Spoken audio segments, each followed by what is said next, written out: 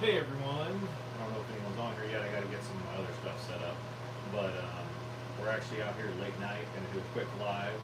I got the new baby cabinet saw in place, and that's one of the reasons why I've got my shorts going in table saws, so that way we can kind of get informed on what kind of table saws we need. Um, I'm going to go ahead and see if I can get a mic maybe hooked up, some better audio. I know there's some sound out here. Dogs are barking, but basically tonight's little late night live, we're going to be actually going over what I did at the top of this so far, but also polishing it while also getting some laser engraving done. So let me go ahead and check out and see what's going on the live screen, because I have to go on the other side of the phone.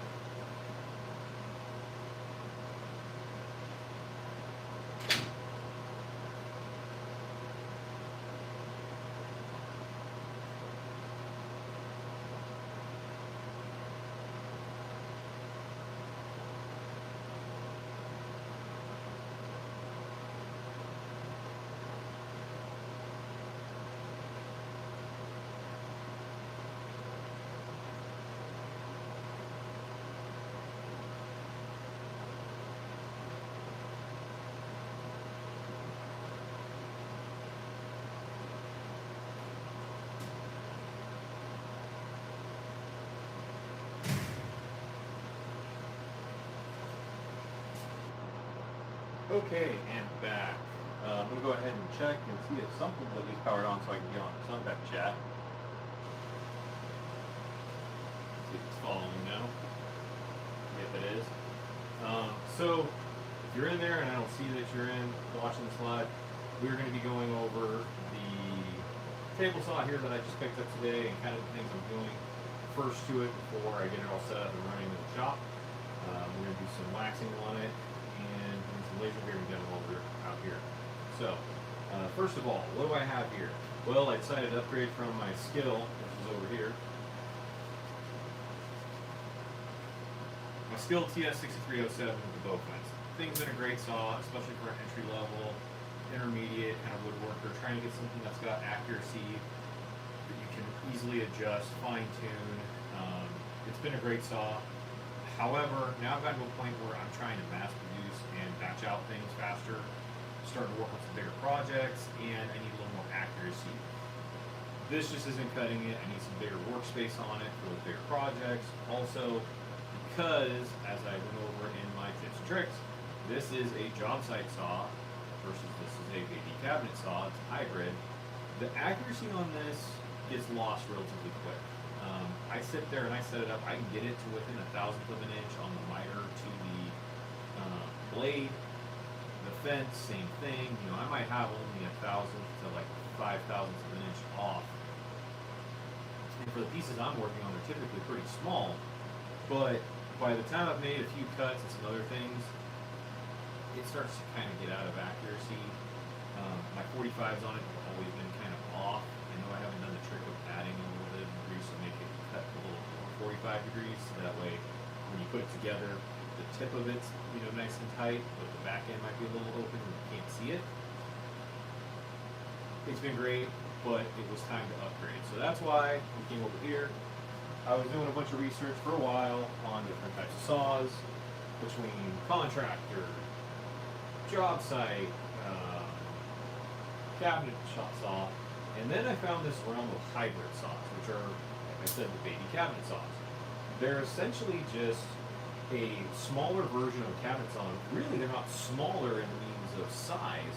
They're still, you know, a 6-foot table, ability to put in a router table on the end, you know, measurements, all this stuff is there.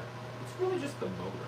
The motor you're looking at on these older ones, the 1.5 horsepower motor, is convertible up to 220, 240 volt, so you can get a little more power out of it.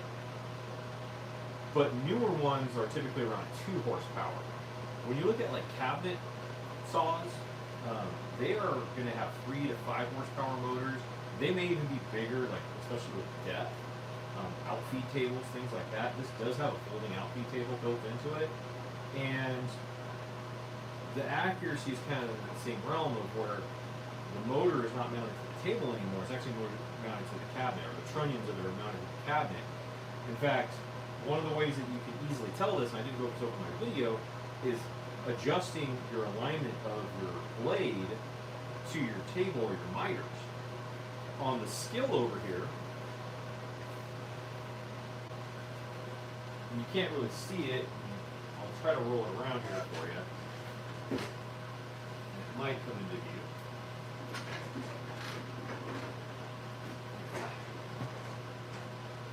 You have your miter slot right here and your blade. On this, and on a lot of other saws, you actually have to get under and adjust the mount of the whole motor and saw blade to get it to actually get in line with your miters.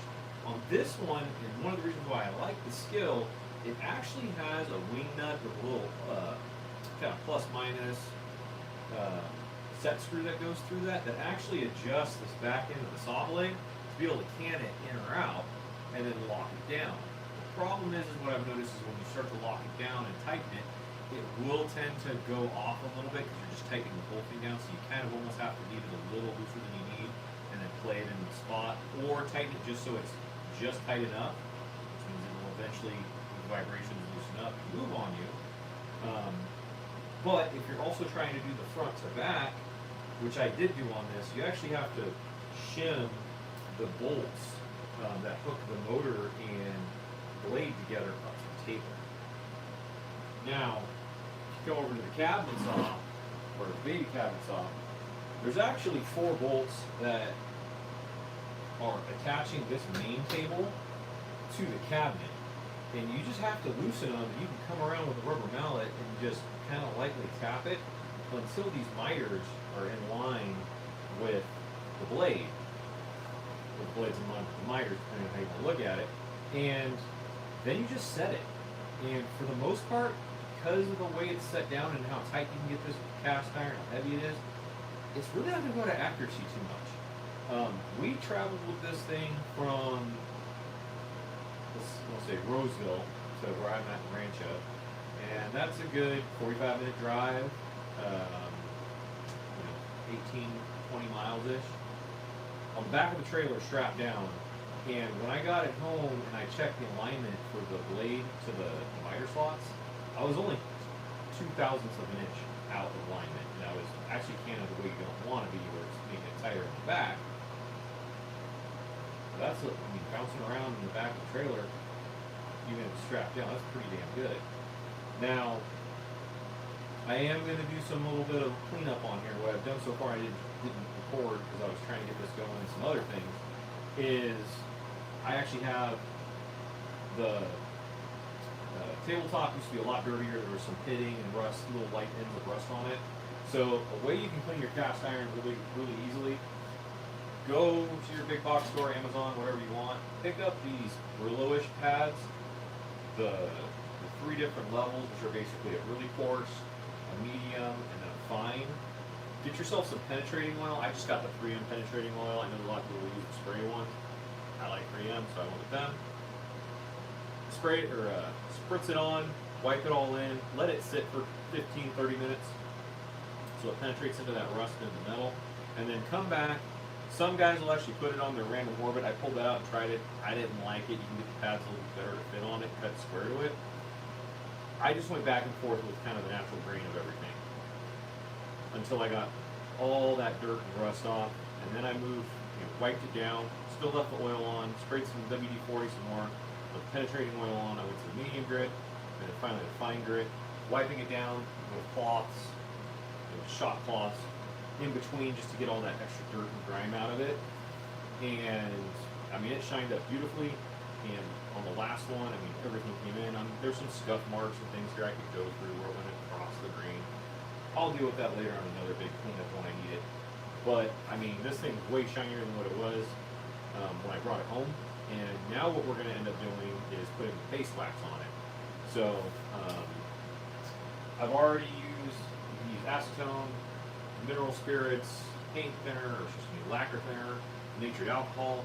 Any one of those is actually going to help remove that oil and then let it dry before you put wax on it. You're going to want to wax it with like a paste wax, a non-silicone based paste wax, which is what I have right here. And then at that point, you'll buff it, and that's going to keep it nice and protected. There are some newer products out there that are carbon base that you just spray on that are supposed to be really good. However, I don't have any of those. Maybe I'll try that and do a review on one on a different video. But for now, all I want to do is get this up and running and nice and clean and protected, because we are getting into the winter months. Humidity levels are going up, and there are going to be some rain here and there. Even though I work primarily in a covered area just outside my garage, you just never know. Sometimes it just happens. So I'm actually just going to start applying this and getting it wiped on. And what I will do is check my iPad and log in with my other account, so that way I can actually see who's on. If anyone's got any questions or comments or remarks, remember all three are greatly appreciated on this channel. Right now I'm kind of doing more of a lecture session. Sorry, but I wasn't able to get everything set up the way I wanted it to. Initially, thought my iPad was all ready for this, but like most things, sometimes I just do things on a whim and just try to jump right into this without getting fully prepared.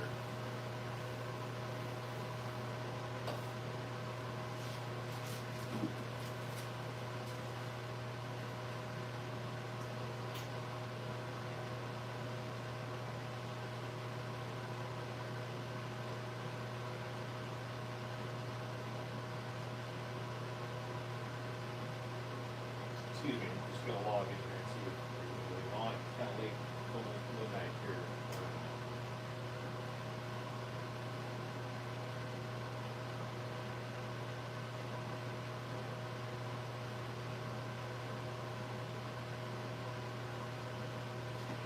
Well, that thing's figured out. We'll just come back over here and talk to you guys and do a little bit more.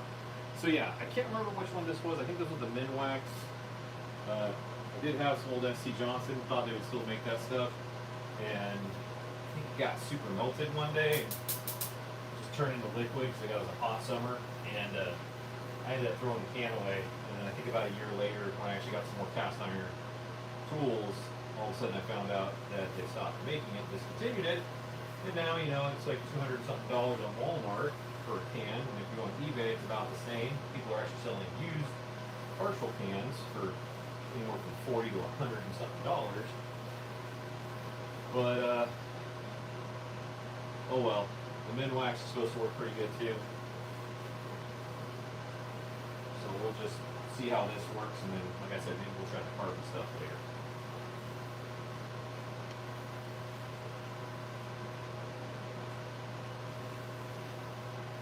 And I am going to have to come back and clean this part. I only did to this side so I can actually just work on the table. Maybe what I'll do on a different day, probably not tonight, I will go ahead and show you how to clean that little bit of metal there. That way you can have an idea of the best way. It is some cast iron inlays or some metal inlays there that are for it. I'm going to put a little more wax over on this side. And we'll let it sit and get a microfiber cloth, and we'll buff it out.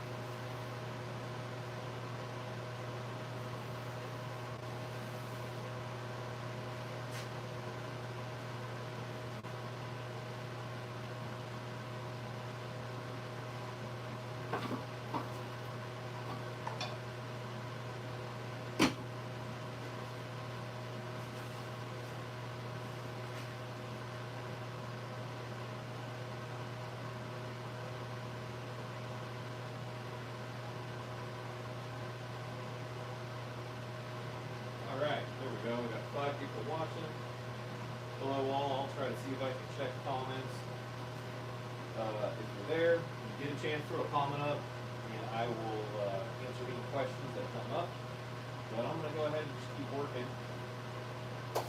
We're going to let that dry, so we might shift gears. I'll see if this camera will rotate all the way around.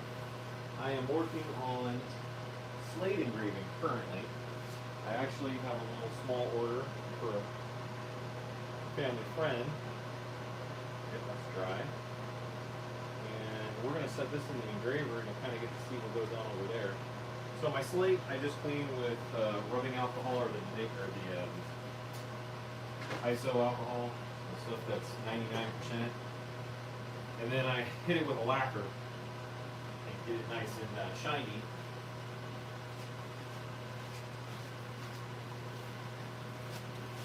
I'll just rotate you this way.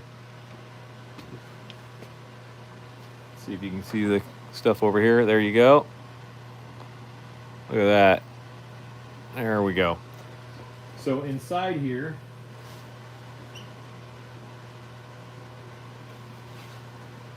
see if I can take you a little closer.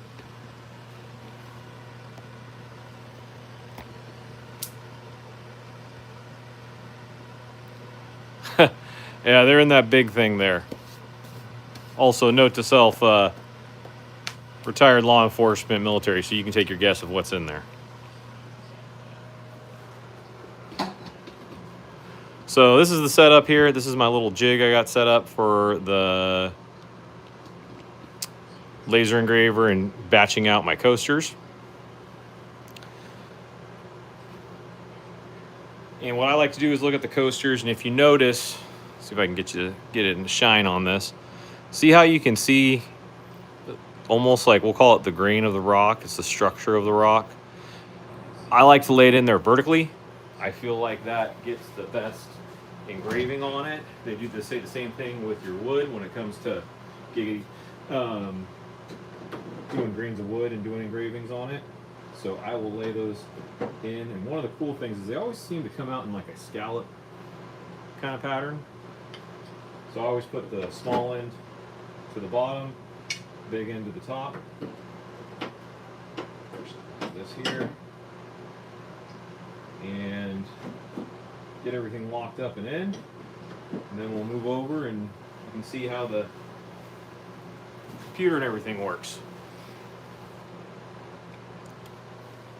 So those are all in. There is the image right there. Let's see if I can get you a little zoom in on it.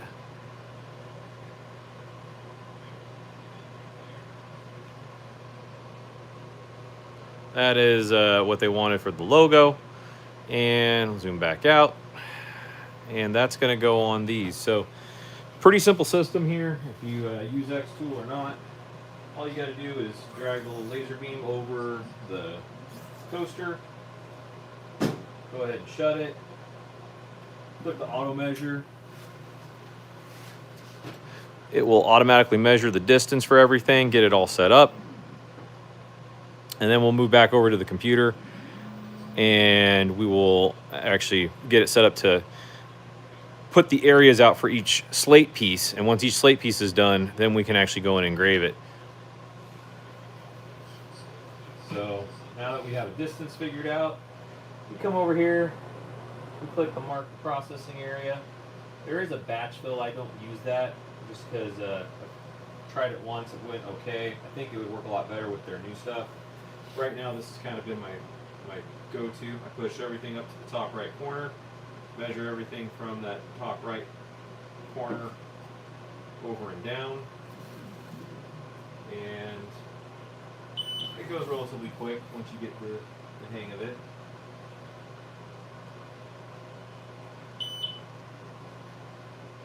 And you got to do it. It's kind of shitty. Oops, this language on this is live. I don't want to get something from YouTube.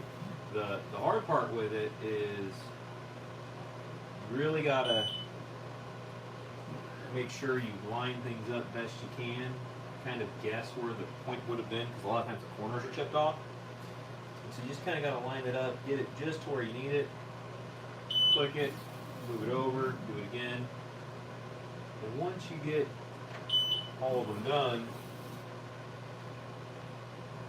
you got to hit that end marking, otherwise you'll start making weird box shapes and then move on to the next one.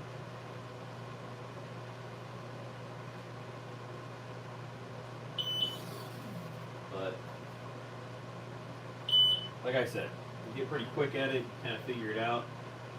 I also have this actual jig set up in a file so that I can just place it on here, which is kind of nice.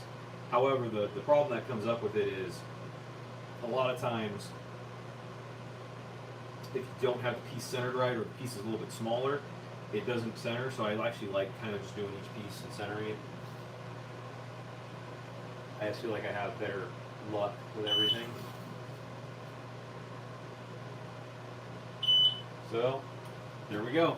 It's all done. So let's go ahead and come over here, take a look at the computer. There we go.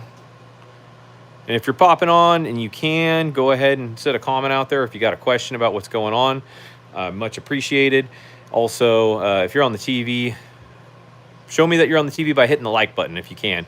It's been really kind of difficult to see who's on TV. I hear there's a lot more people on TV, so it'd be really cool to see those thumbs go up for the TV viewers out there. All right, done. Okay, now we just have to batch these in. Luckily, it will show you that it's centered on that square. And then you just go through and you just cut, copy, paste. Get everything lined up.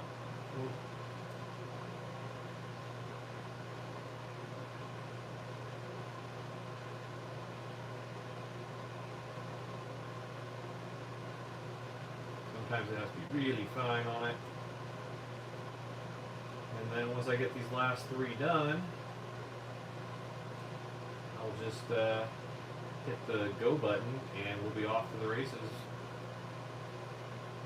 with engraving and have a set of coasters in an order completed.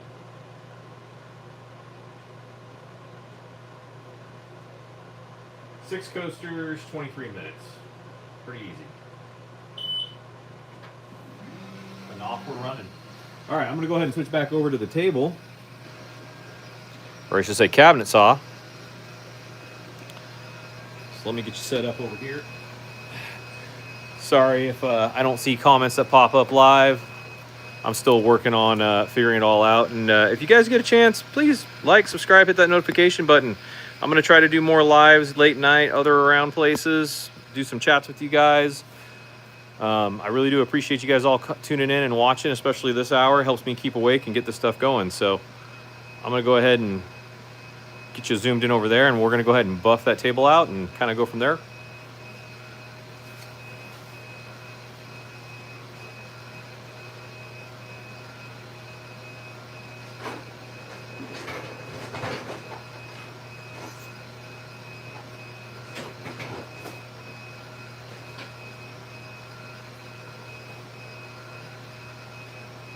Okay, and I'm back, and as I said before, if you have just joined us, I just got the paste wax all dried up, let it sit there.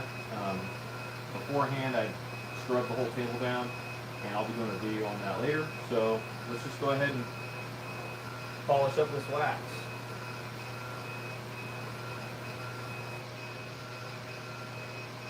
I'll go grab my other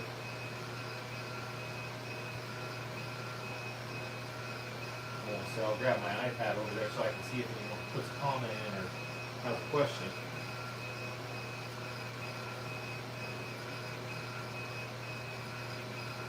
So that's pretty well buffed out right there.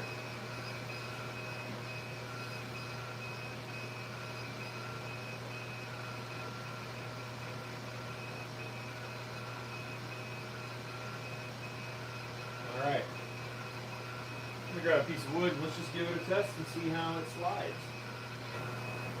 A little piece of hickory.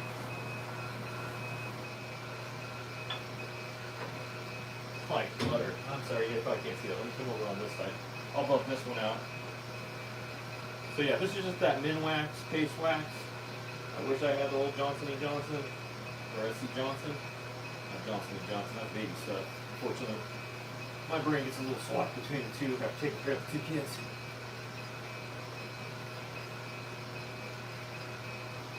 We'll give it a nice buff in and see how this slides. You guys can get a good look at it. And if you want to know a little bit about this table saw, it is a Craftsman Professional. I got to look at the motor to see what year it was manufactured.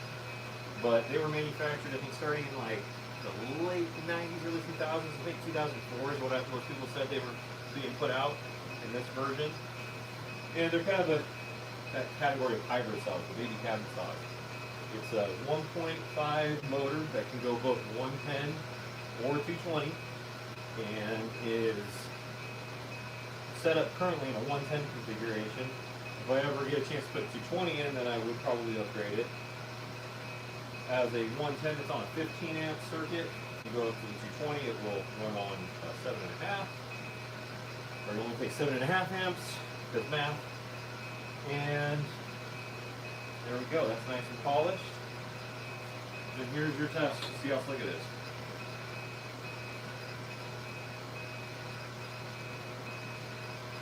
Can't beat that. So, anyways, if you have a cast iron tabletop for any of your tools, bandsaw, table saw, whatever, I would really highly recommend getting some of those buffing pads. Buffing it out if it's got some rust or grime on it.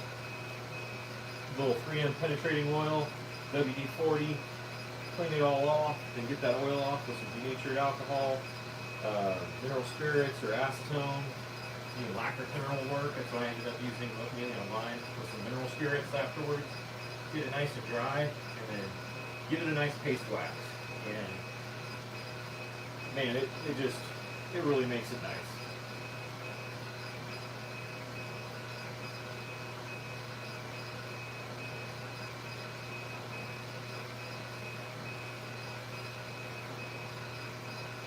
With these miters, put some in there.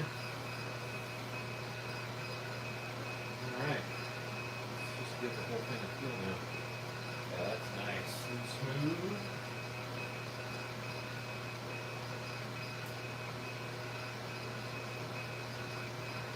Do it again.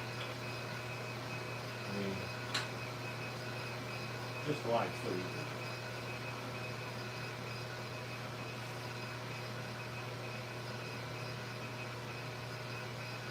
Okay.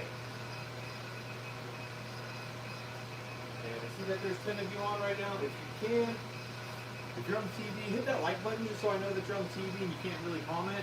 If you're on your phone or some other device like a PC, go ahead and throw a comment and ask a question. This is kind of a, we'll call it outlet. What was the show that we used to accidentally watch every once in a while? Outlate with Ricky D. We'll call it Outlate with Fox, and we'll go from there. So, yeah, as you can see, shop's a little bit cluttered. I did get my 250 small taster glasses done. These are some extras that'll be going over there. Got all the parts from my old table saw here. I'm actually selling this thing tomorrow or the next day. And gonna clean all this up, get it going, and ready for the next batch of 50 glasses. And then hopefully kind of finish working on this. Like I said, it's only like 2 1/1000ths of an inch out for the miter to the blade on the back end going in. The Bizemir, I don't know how to say it. I'm not good with English or any other language for that matter. And it's out by a 4/1000th of an inch, so not too much. I'll adjust it over time. But yeah, just kind of going through it, making sure everything's cleaned, no rust, any rust removed, get everything lubed up, and then I'll be ready to kind of roll with it and we'll start doing some more projects and videos on the channel, with this instead of the little guy. It is sad to kind of see him go, but it's time to upgrade to something a little bit bigger and better for the business and the shop.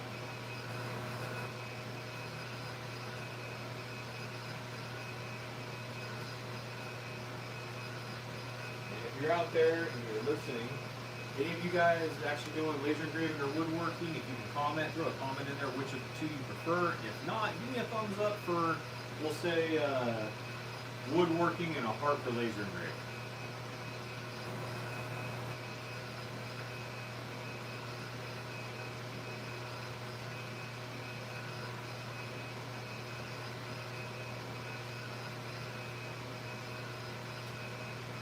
Okay. We're about halfway done, almost on the toasters, so then we'll go take a look at those. Let's go ahead and work on the table saw a little bit more while we're waiting.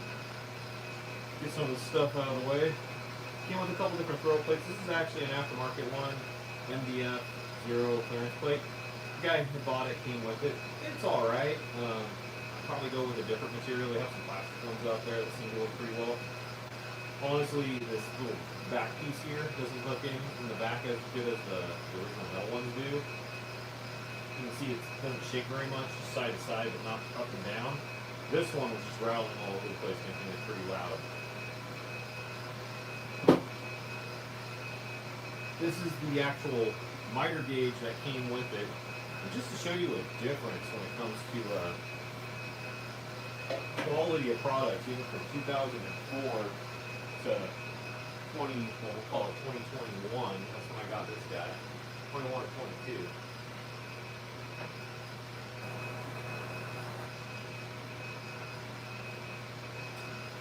So, baby cabinet saw miter. Big nice fence for cross cutting. Still plastic handle, but everything else is metal on it. Even the framing on this. It's got a nice clamp on it to hold the pieces. It slides in here quite nicely. It actually has set screws for adjustment, so you take all the wall out, or most of the wall out. Here's what you get with your common job sites. I mean, plastic miter gauge, metal bar, no adjustments, just is supposed to fit in there. Doesn't even fit in this one here. So pretty cheap. Now, for a job site, not so much a big deal. Fortunately though, a lot of the reviews that I see out there when it comes to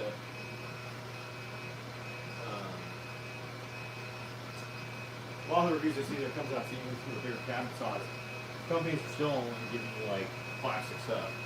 Here is one, and if you want, I'll throw a shot out to 731 WoodWorks. Matt put me on this one. This is actually Beaver's one. Very well priced, very well constructed, aluminum. Got great measurements, positive stops for multiple common settings like the 90, 10, 20, 22 and a half, 30, 45, 35, 60, 7 and a half. It's even got a micro fine adjustment fence up top so you can really dial in on the length. And you can set it up if you had to. If you wanted to even do cross cutting on the other side. Walk it around and change it so the cross cuts on the opposite side. So let's just go ahead and see how this one fits in. And as you can see, unlike the last one, almost goes all the way in. There are some set screws here, so you put the wobble out. So just would have to adjust those and it would slide right in. Highly recommend the micro jigs for the table saw, holding everything down, especially the small ones on the joiner. I do have this Klein digital gauge. I got away from it and started using manual gauges. Really like those, but I think with this guy I'm going to start doing it, especially since I can just leave it here all the time. Fork from somebody. I don't know who this one was. And then we'll just slide this out of the way and we'll get the other piece that goes over here. Now, one of the reasons why I went with this one on Facebook was it actually came with some good attachments. It actually gets the Rockler router cable, which is right here. The guy did have it loaded up with it actually has the Craftsman mount for a Craftsman router. Unfortunately, he had already sold the router, but with the plunge base, but not the fixed base. So the fixed base is still in here. So I might be able to find one down the road to go with it. Maybe not. I also have a DeWalt that I can put in here. But this just locks down here. And this guy slides in here. And now you got your, probably do it the right way so the fence is correct.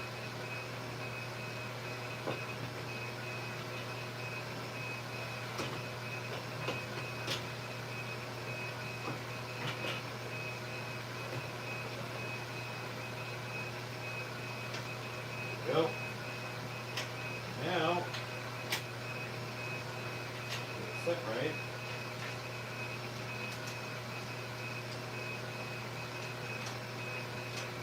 You have a router fence. If you get it set right.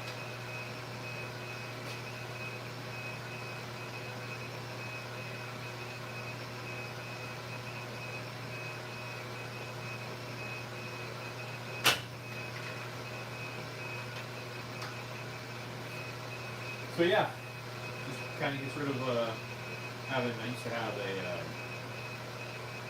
or actually still have over. I got to sell it to Bosch molded one. It just makes it so that everything's in one spot. The theory is here when I'm working on certain projects. Trying to see if it's actually keeping it framed. Looks like it actually is. I can make all my cuts over here and batch out all my panels for my urns, my whatever. And then when I go to my lids, I can just come over here and have everything set up for my lids and just run it through and be done.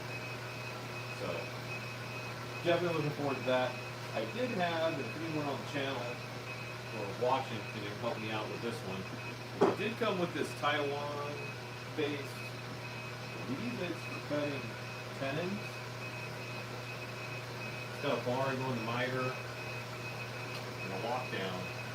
I believe it's so that you can cut your tenons, but I'm not 100% sure. So again, throw a comment and take that in.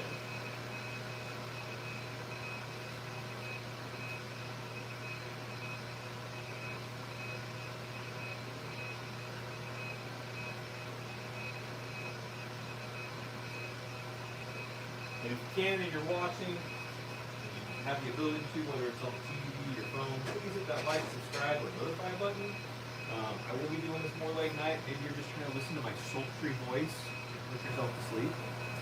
Maybe you want to make some bad comments. That's fine. I'll accept that too. Or maybe you're just bored and trying to check out what we got. And what I need to do is a lot of cleanup out here. Figure out where I'm going to put all this stuff. Little thin rip that I've never even got a chance to use. Start putting things in the table saw so that it holds it. And this is how it adjusts. You have this little set screw and it expands it and contracts it. So maybe I'll wait and find a screwdriver for that. A lot of push blocks. These came with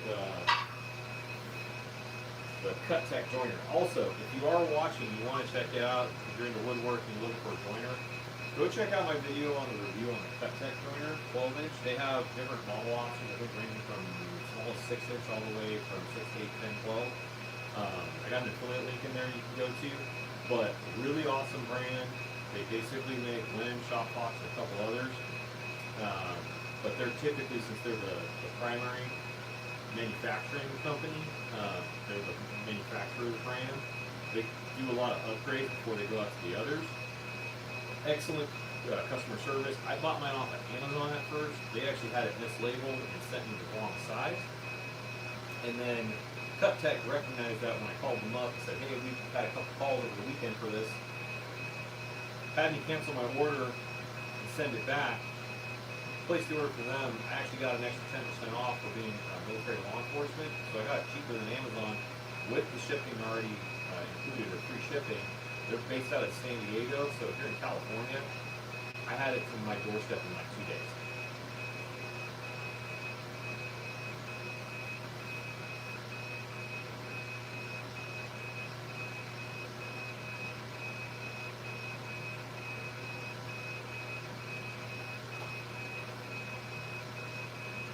But anyways, just food for thought.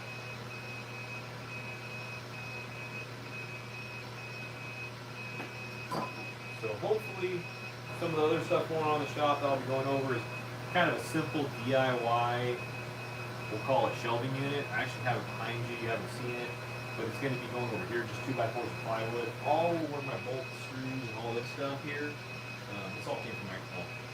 Some of the stuff came from my grandma's house, but the cabinets, the little holders came from my grandma's house after she died. I haven't wanted to get rid of them, just kind of hold on to it as a sentimental value there in the kitchen. But it's time to start making more room to get all this product and other things up out of the way. So I'm actually going to be building a simple shelving unit that any DIYer can do simply with a circular saw and drill and impact drill. One of those combo kits from like Ryobi at Home Depot. Very simple. We're going to go over how to make that. Put one up here. That way we can get a lot of things out of the way. And we're going to be adding a bunch more to the walls. Making some cutouts on my existing one to change my laser engraving setup over there so I can actually have a little more space. And the idea is to get this kind of center area more free and open and everything on wheels so that, you know, whatever tool needs to be used during the winter time can be rolled into a major workspace area, but everything else can kind of go out to the driveway when we need to actually do, you know, bigger projects or, you know, sunny day work.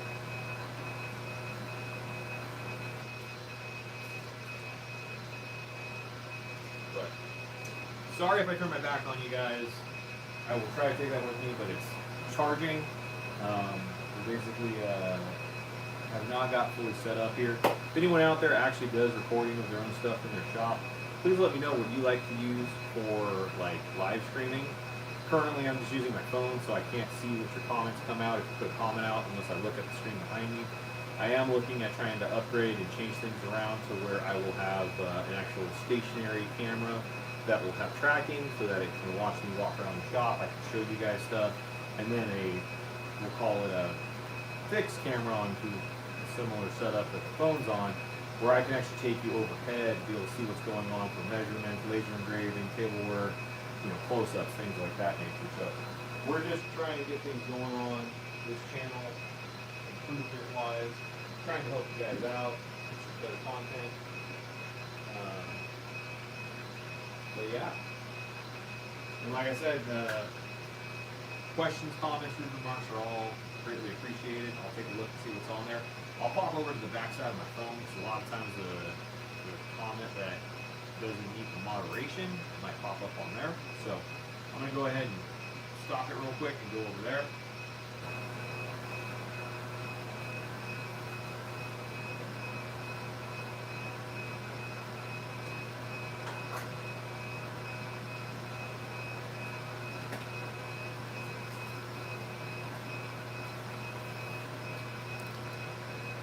Okay, we ain't got much on the comments, but that's cool.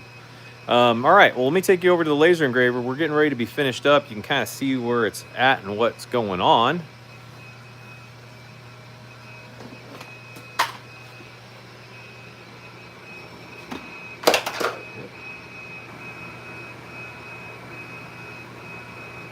Mind the movement. I am still figuring this thing out at times. I'm used to using it stationary.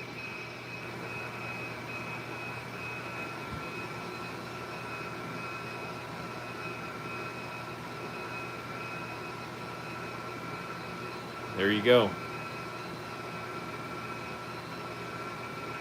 For your viewing ASMR pleasure.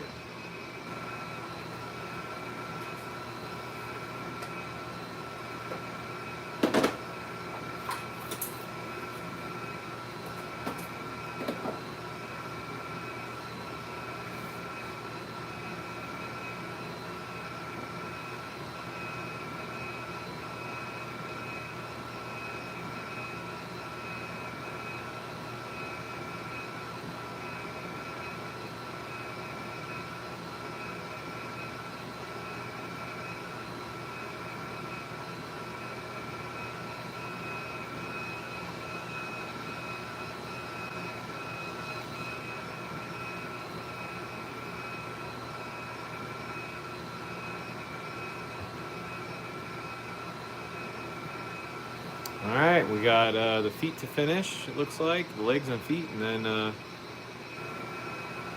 we'll be able to show it what it looks like in the light. I'm going to go ahead and step off, get a drink. I'll let you guys listen to the sound of the laser engraver, and then we'll get back to it.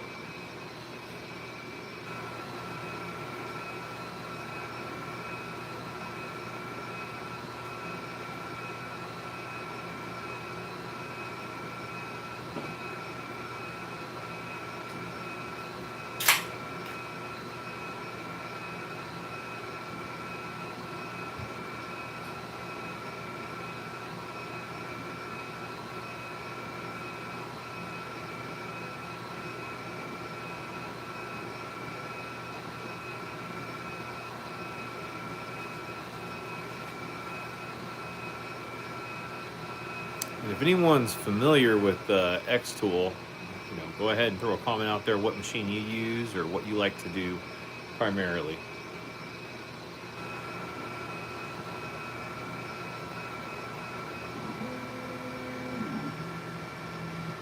All right, there we go.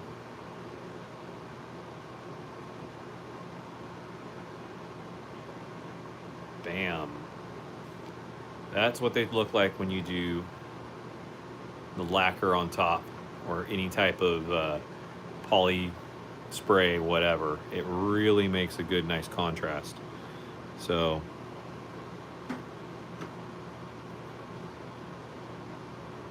there you go. Now, when you get your settings dialed in correctly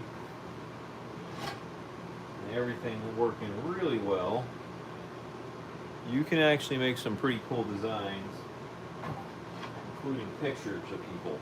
And I got a few ones here that I'll show you how they turn out.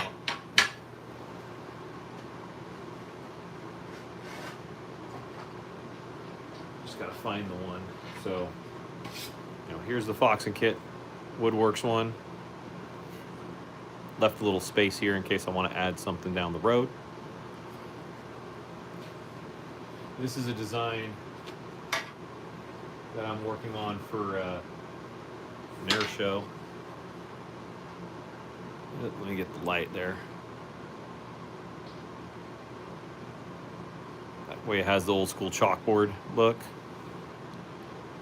And then I have one more, I just gotta find it. For some reason this one always lives running off. There it is. Now, if you got a family member, friend, maybe you want to do something kind of special for them for Christmas, you got a laser engraver, or you want to send me a message, I will work out something for you and get it shipped to you. Here is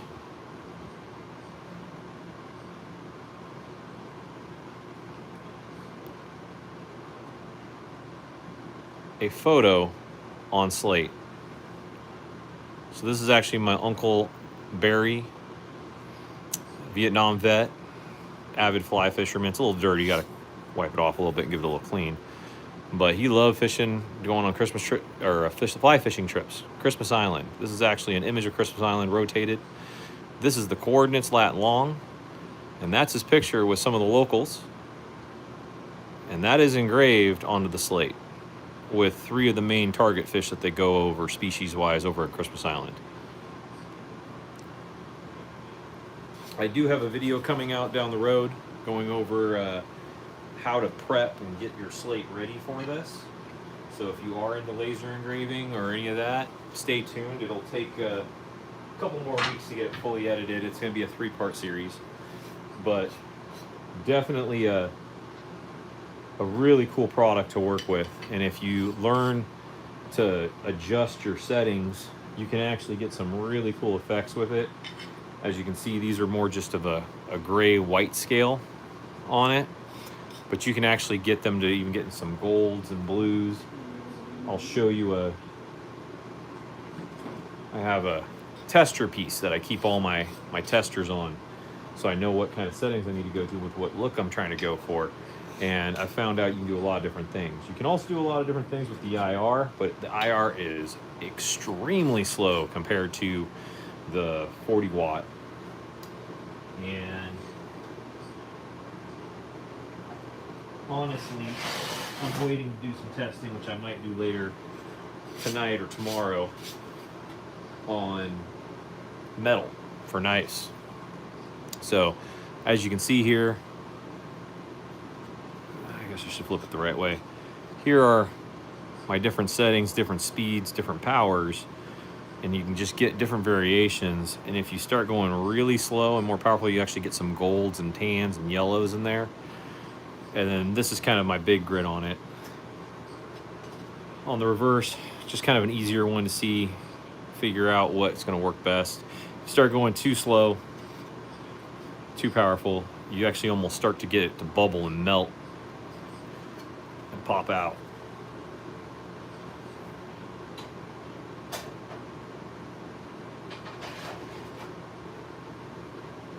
But that's 6 coasters done in 23 minutes and 27 seconds. We got some more stuff to do, but let me go ahead and switch you over to the other side. That way we can all watch over here.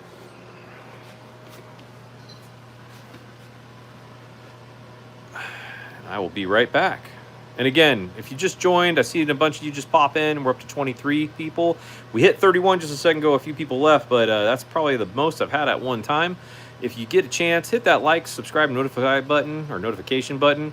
Make a comment, ask a question. I'd love to answer some questions before we wrap this up, but I really appreciate you all jumping in here and kind of keeping me up tonight.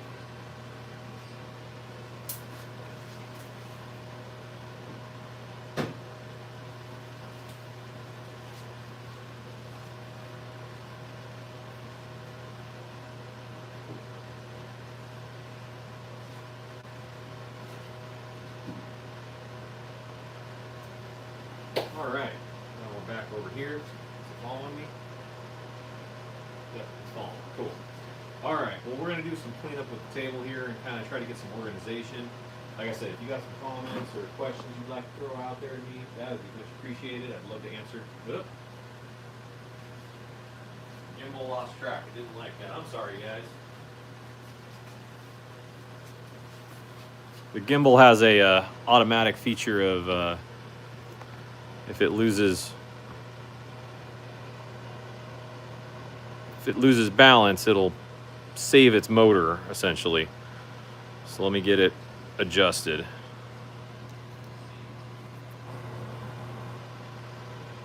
There we go. Sorry. Like I said, I'm still figuring all this out. I would love to get it set up to where it's a little bit different and a little easier for you guys to be able to see.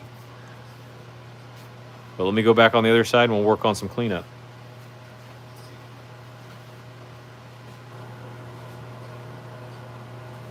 So if you guys do use table saws, if you have a 10-inch, I will go over a couple things for you. That way, maybe you kind of will know what some good blades to go with are. First off, Freud and Diablo, they're great upgrades to go. You can find them at big box stores, things like that. The Freud, I used to actually use more. Excuse me, let me back up. I used to use Diablo all the time because I could find it at like Home Depot. This is a 12-inch for my compound sliding miter. I then started ordering Freud off of Amazon or Tate Tools, a few other places. And I felt like this was a better upgrade for not much more, $5-10 more per the blade, depending on the tooth count, things like that. And it really helped make cleaner cuts, less burning, less sanding down the road. Just felt a lot nicer. However, my buddy, he actually got me onto CMT blades. Now, if you know what you're doing, and you know how to sharpen a saw blade, you're far past where my experience level is. I'm more about, I don't have the time to do that. If I need to throw it away, because it's that dull, I'll throw it away. However, the Forester blades, can't remember the exact name, they're supposed to be amazing blades. You can sharpen them, last a long time, but they're going to cost you $150. If you go on Amazon, find them on sale, you can actually pick up these CMT orange blades, which I really highly like and recommend.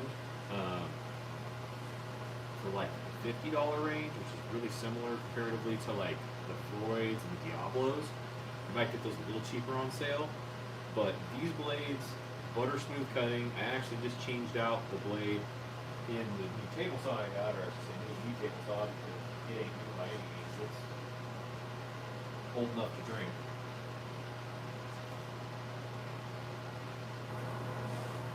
But the Freuds,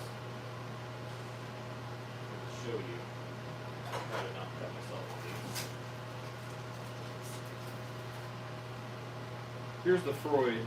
It's kind of got some wear and tear. It's still really sharp, but I put this 50-tooth crosscut in it, 42 50-tooth crosscut on it, and it just cut through the wood, or excuse me, rip cut. It just cut through it like it was butter. It was so much better than this blade, and I had already made some cuts on this, and it felt really good.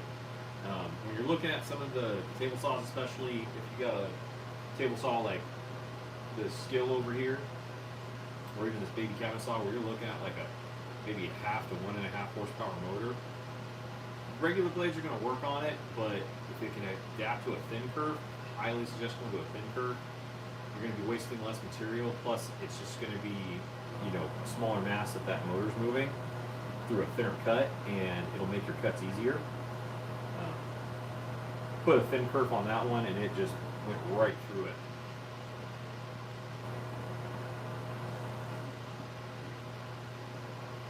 Now I got to figure out where I'll put all those blades.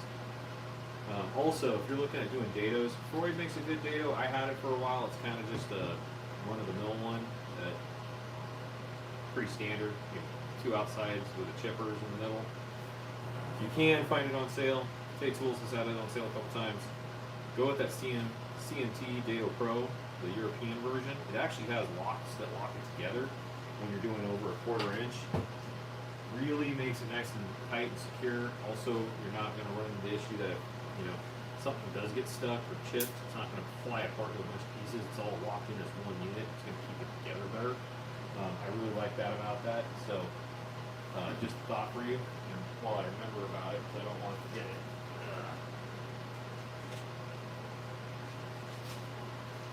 Don't lose this. If you ever get a data set, these guys actually have the instructions on how to use them, put them together, but more importantly, where I just set my data, probably in front of me or somewhere, they actually have how to stack your, oh there it is. In here there's instructions on how to stack it to get your right thicknesses. Now a lot of people will just kind of wing it and just, you know, take whatever thickness they want and stack it together until they get it where it is, but it's really nice to have these so that way you can just reference it and go, okay, I know to get this thickness I need, you know, this shim, this locking, and get it all in one go. Which this actually doesn't have it, so I'm gonna have to find that. It's somewhere over here. Also, if you have a cabinet saw that's kind of like mine over here, and I'll take you over to the front side quickly here in a second, so that way you guys can kind of see it. You have an idea on how to store things on it, please throw a comment in there on how you like storing your additional parts to your cabinet saw. With my job site saw, I actually took one of the wheeling bases, just made it oversized, and put a piece of plywood into it, and that way I had like a storage area. With the cabinet saw, you don't want to do that because you want, you know, the 4 corners locked down on the metal parts and nice and supported, so I don't have that additional storage space. Some spline cutting. Like I said, those pads. If you're just joining the channel, or if you've been watching for a while and you kind of came in a little late, I'll go over in another video and I'll actually shoot tips and tricks for it. But when you're cleaning up any of your cast iron tools, these things work really well. They're basically like different grits, Brillo pads, plastic ones. You can use steel wool too, but they come in like a coarse, a medium, and a fine. A little 3M oil, penetrating oil. Try to follow the grain of the metal, which is typically front to back. Get it nice and cleaned up, WD-40 with it too. Once you get through the first grit, take a piece of paper towel, wipe it up as best you can, put some more down. Do the second grit, wipe it down as best you can. Do the third grit, and then you'll be good. Hold on real fast, I'll be right back.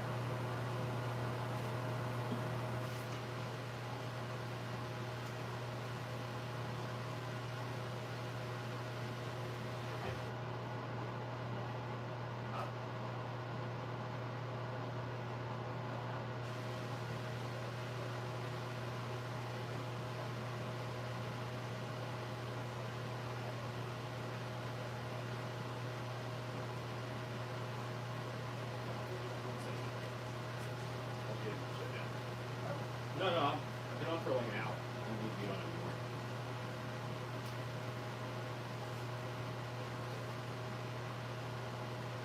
Okay, guys. Well, that's my cue. I'm gonna go ahead and call it a night. We'll do some cleanup here, and hopefully I'll see you on another late night out or out late with Fox. All right. It didn't work. I just gave you the piece and then trashed it off the camera. Huh? All right, everybody. You have a good one. Good night.